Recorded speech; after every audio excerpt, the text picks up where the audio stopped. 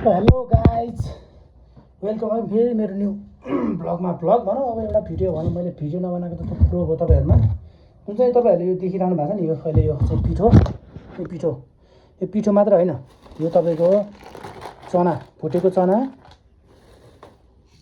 Be propolis pollen, मौरीले खुट्टामा बोकेर ल्याउने पोलेन, यो भयो तपाईँको यो चिनी प्लस यो हनी।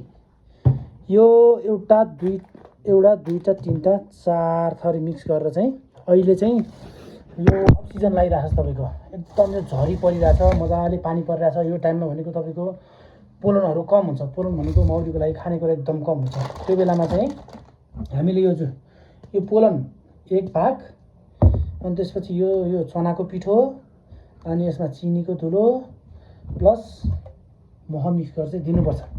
किन भन्दाखेरि मान्छेको कन्सेप्ट चाहिँ के हुन्छ भन्दाखेरि एउटा सोच्ने शैली, अहिले खानेकुरा गुलियो खान्थ्यो, त्यही गुलियो स्याहारो भन्ने हुन्छ। तर बुझ्ने मान्छेहरूलाई चाहिँ के हुन्छ भने चाहिँ मौरी यो टाइममा भनेको एकदम कमजोर हुन्छ, खानेकुरा हुँदैन, कतै फुलफुलेको हुँदैन। त्यही भएर चाहिँ मौरीलाई चाहिँ स्ट्रङ बनाउनुको लागि चाहिँ तपाईँ हामीले यो खुवाउनुपर्ने अनिवार्य हुन्छ।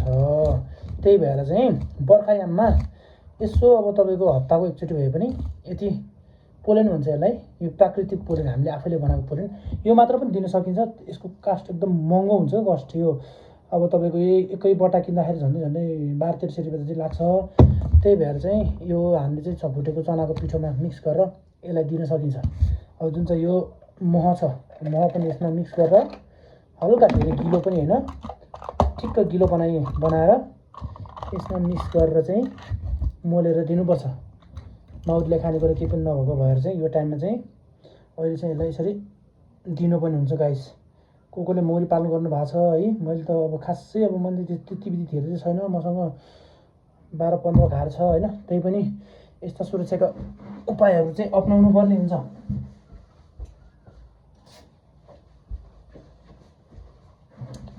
मान्छेले सोध्छ गाइस, अब मौरी हो त्यतिकै राख्थ्यो, बक्सा राख्थ्यो, मह उत्पादन हुन्छ, झिक्यो खायो।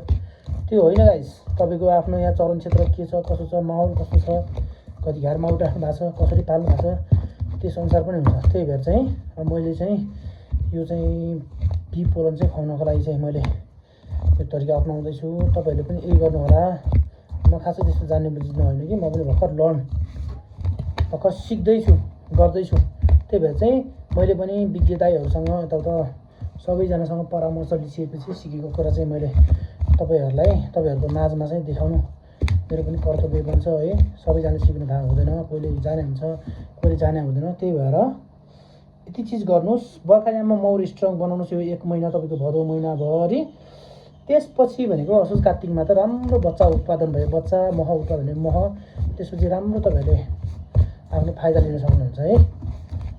ल अब भिडियो चाहिँ धेरै लामो बनाएन मैले, अहिले यति भन्दै यो सानो टुक्रा भिडियो क्लिप चाहिँ तपाईँहरूको माझमा राखेँ। सबले लाइक गरिदिनु होला, सब्सक्राइब गरिदिनु होला, च्यानललाई फलो गरिदिनु होला। म च्यानलमा चाहिँ रेगुलर भिडियो त हाल्दिनँ, त्यही पनि कहिले कसो यसो भिडियो बनाउँछु ल गाइज। Bye bye. यसपछिको पोलन खुवाइसकेपछिको अपडेट पनि म तपाईँलाई देखाउँला। मौरीले कतिको अन्डा पार्न स्टार्ट गर्छ, कतिको के हुन्छ, खोरमा चाहिँ कतिको इम्प्रुभ भएको छ, के छ भन्ने कुरा पनि म तपाईँलाई देखाउँला है गाइज। अहिले बाई बाई।